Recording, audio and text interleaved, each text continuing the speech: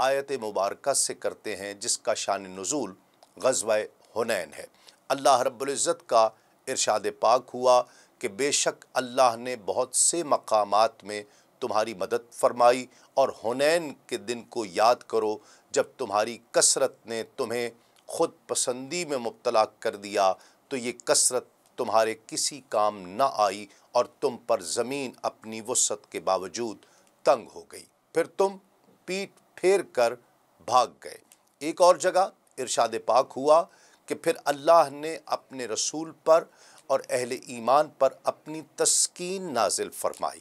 اور اس نے ایسے لشکر اتارے جو تمہیں دکھائی نہیں دیتے تھے، اور اس نے کافروں کو عذاب دیا، اور کافروں کی یہی سزا ہے۔ پھر ارشاد پاک ہوا پھر اس کے بعد اللہ جسے چاہے گا توبہ کی توفیق دے گا، اور اللہ بخشنے والا مہربان ہے۔ ناظرین کرام، امام زینی دہلان لکھتے ہیں کہ مکہ مکرمہ سے جانب شمال مشرق 14-15 میل کی مسافت پر ایک وادی ہے جو حنین کے نام سے مشہور ہے۔ بعض جغرافیائی استادوں نے لکھا ہے کہ ایک چشمے کا نام حنین تھا، جس کی وجہ سے یہ ساری وادی حنین کہلاتی تھی۔ یہاں قبیلہ ہوازن سکونت پذیر تھا، اور اس قبیلے کو اپنی عددی کثرت، اپنے نوجوانوں کی شجاعت، بصالت اور فنون سپہ گری، خصوصاً تیر اندازی میں ان کی بے نظیر مہارت کے باعث تمام عرب قبائل میں ایک ممتاز مقام حاصل تھا۔ اس وادی میں ایک مقام تھا جس کا نام تھا اوتاس۔ یہ وہ جگہ ہے جہاں لشکر اسلام سے ان کی فیصلہ کن جنگ ہوئی تھی۔ کتب سیرت میں یہ معرکہ غزوہ حنین، غزوہ ہوازن اور غزوہ اوتاس کے نام سے معروف ہے۔ جیسا کہ ہم جانتے ہیں کہ مکہ جو صدیوں سے کفر و الحاد کا گڑھ بنا ہوا تھا، جب اس کی فضاؤں میں اسلام کا پرچم لہرانے لگا، اور قبیلہ قریش جنہوں نے 19-20 برس تک ہادی برحق نبی کریم صلی اللہ علیہ وآلہ وسلم کی بڑی ڈھٹائی کے ساتھ، بڑی شدت کے ساتھ مخالفت کی تھی، آخر کار انہوں نے پیغمبر اسلام صلی اللہ علیہ وآلہ وسلم کے سامنے سر تسلیم خم کر دیا تھا۔ قریش کی غالب اکثریت نے اسی دین کو دل و جان سے قبول کر لیا، جسے مٹانے کے لیے انہوں نے سال ہا سال تک مختلف ہتھ کنڈے استعمال کیے تھے اور جانوں کی قربانیاں تک دی تھیں۔ عرب کے بیشتر قبائل اس بات کے منتظر تھے کہ اسلام اور قریش میں جو جنگ عرصہ دراز سے بڑی شدت سے جاری ہے، اس کا نتیجہ کیا نکلتا ہے۔ انہوں نے دل میں یہ سوچ رکھا تھا کہ اگر مسلمان مکے کو فتح کر لیتے ہیں اور قریش کو آخری شکست سے دوچار کر دیتے ہیں، تو یہ اسلام کے دین برحق ہونے کی قطعی دلیل ہوگی۔ اس وقت ہم بھی اسلام کو بلا تامل قبول کر لیں گے۔ تو جب سرکار دو عالم صلی اللہ علیہ وآلہ وسلم نے مکہ فتح فرما لیا اور قبائل قریش کی اکثریت نے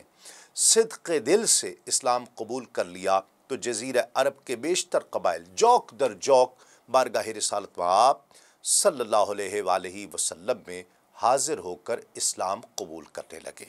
لیکن ناظرین کرام، قبیلہ ہوازن اور ثقیف کا معاملہ اس کے برعکس تھا۔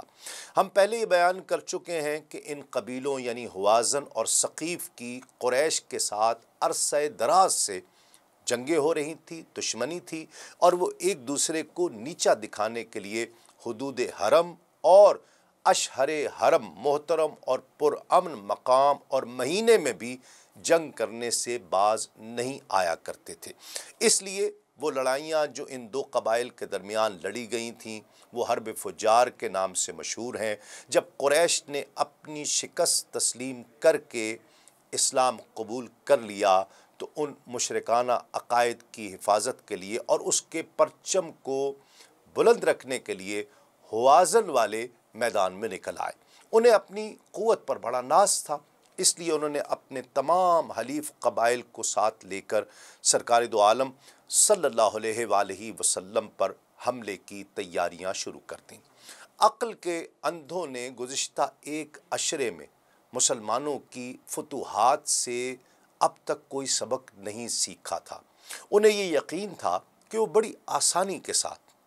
اسلام کے پرچم کو معاذ اللہ سرنگو ہونے پر مجبور کریں گے اور سارا عرب ان کی عظمت کو تسلیم کرنے پر مجبور ہو جائے گا، کہ جو معرکہ قریش کے سورما سال ہا سال کی جد و جہد کے باوجود سر نہ کر سکے، حوازن کے بہادروں نے ایک حلے میں کر دیا۔ وہ یہ سوچتے تھے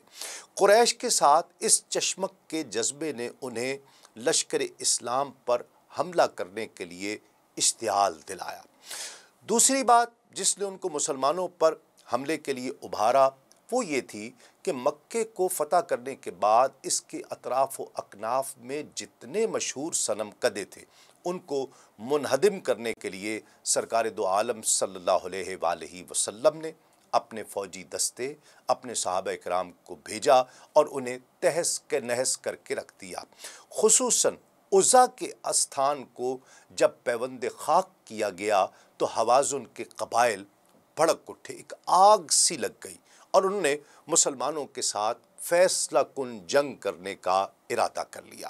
اس طرح 20,000 کا لشکر اپنی بیگمات، بچوں اور مویشیوں سمیت مسلمانوں کے ساتھ جنگ کرنے کے لیے میدان میں نکل آیا، اور انہوں نے یہ قطعی فیصلہ کر لیا تھا کہ وہ فتح حاصل کریں گے یا اپنی جانیں دے دیں گے، یا آر ہوگا یا پار ہوگا۔ ناظرین کرام، امام حلبی لکھتے ہیں کہ ان امور کے علاوہ جب سرکار دو عالم صلی اللہ علیہ وآلہ وسلم نے مکہ مکرمہ کو فتح فرما لیا اور قریش نے اطاعت قبول کر لی تو قبیلہ حوازن اور قبیلہ ثقیف کو یہ خطرہ لاحق ہو گیا تھا کہ اب ان کی باری آیا چاہتی ہے، لشکر اسلام اب ان پر حملہ آور ہوگا۔ قبیلہ حوازن کے رئیس مالک بن عوف النصری نے اور قبیلہ ثقیف کے امیر کنانہ بن عبد یالیل نے اس صورتحال سے نمٹنے کے لیے باہمی صلاح مشورے شروع کیے۔ مجلس مشاورت میں دونوں قبائل کے اہل الرائے کو بھی مدعو کیا گیا۔ سب نے اتفاق رائے سے یہ طے کیا کہ اگر ہم نے ابھی کوئی قدم اٹھانے میں ہچکچاہٹ کا مظاہرہ کیا تو مسلمان پہلی فرصت میں ہم پر دھاوا بولیں گے، اس لیے بجائے اس کے کہ وہ پہل کریں ہمیں فوری قدم اٹھانا چاہیے اور ادنا سی تاخیر کے بغیر ان پر حلہ بول دینا چاہیے۔ اس طرح ناظرین کرام قبیلہ حوازن اور قبیلہ ثقیف کے تمام لوگ اس مہم میں شرکت کے لیے آمادہ ہو گئے۔ ان کے علاوہ قبیلہ نصر، جشم، بنی ہلال اور حلیمہ سعدیہ کے قبیلہ بنو سعد بن بکر نے بھی مالک بن عوف کے پرچم تلے جمع ہو کر مسلمانوں پر حملہ کرنے کے فیصلے کی تائید کر دی۔ لیکن قبیلہ حوازن کے دو خاندانوں کعب اور کلاب نے اس لشکر میں شرکت کرنے سے انکار کر دیا، کیونکہ ابن ابی برا نے جو ان کا ایک زیرک سمجھدار رئیس تھا اس نے انہیں اس جنگ میں شامل ہونے سے روکا تھا اور انہیں کہا تھا کہ بخدا تم کتنے بھی دور بھاگ جاؤ، محمد صلی اللہ علیہ وآلہ وسلم آخر تم پر غالب آ کر رہیں گے۔